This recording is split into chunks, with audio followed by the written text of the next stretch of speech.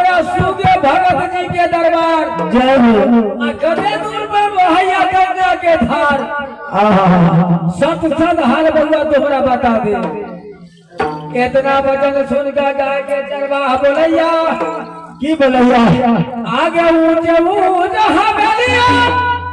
ए बोल मैया पूरु मुहे दुबारिया गे